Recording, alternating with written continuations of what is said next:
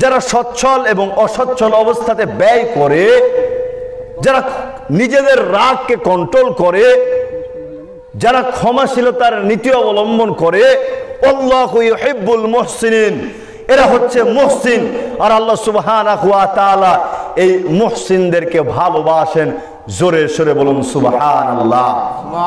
আমরা নিজেদেরকে খুব শক্তিশালী মনে করি, তাই না?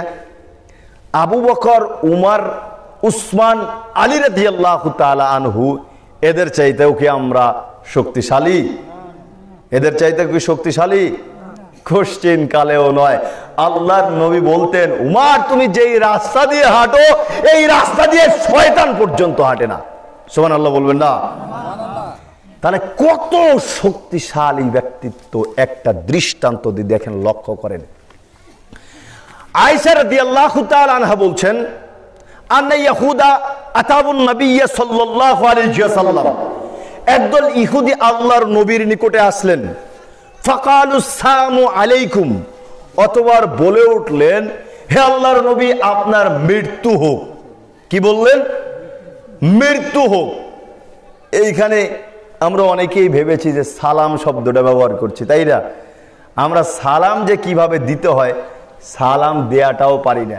এক একজনের সালাম দেওয়ার স্টাইল এক এক রকম। গতকালকের মাহফিলে ছিলাম, জায়গার নাম বলছি না, অনেক দূরে উত্তরাঞ্চলে। অতিথি সাহেব এসে সালাম দিচ্ছে, আসসালামু আলাইকুম। নাউজুবিল্লাহ বলবেন না? এটা কি সালাম হলো নাকি?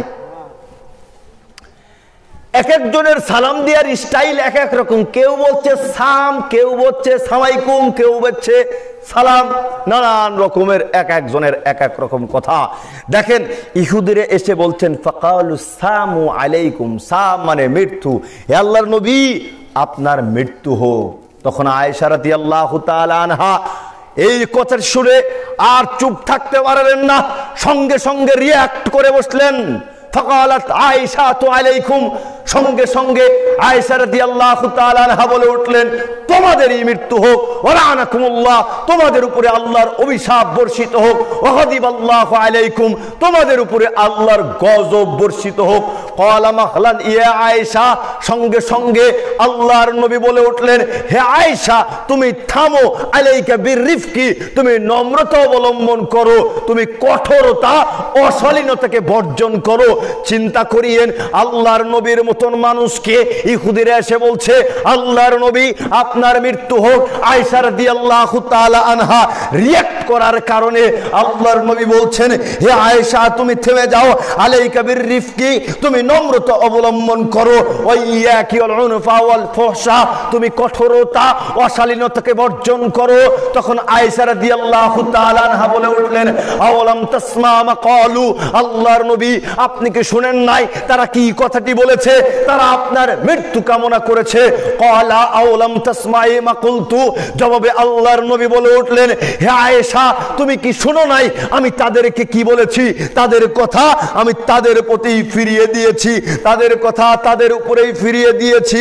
ফাইস্তাজাবু লি ফীহিম ওয়ালা ইস্তাজাবু লাহুম, তাদের ব্যাপারে আমার কথাকে আল্লাহ তাআলা কবুল করে নেবেন, কিন্তু আমার ব্যাপারে তাদের কথাকে আল্লাহ তাআলা কবুল করবেন না।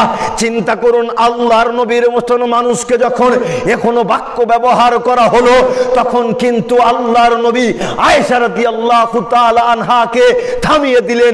আর আজকে আমাদেরকে কেউ যদি একটু কর্কশ ভাষায় কথা বলে, আমাদের সাথে যদি একটু দুর্ব্যবহার করে, তখন চট করে আমরা কি বলি, তুই আমাকে চিনিস? মানে ও নিজেই নিজের পরিচয় জানে না, এই জন্য বলতেছে তুই আমাকে চিনিস। চিন্তা করেছেন কখনো পরিস্থিতি কত কঠিন, পরিস্থিতি কত জঘন্য?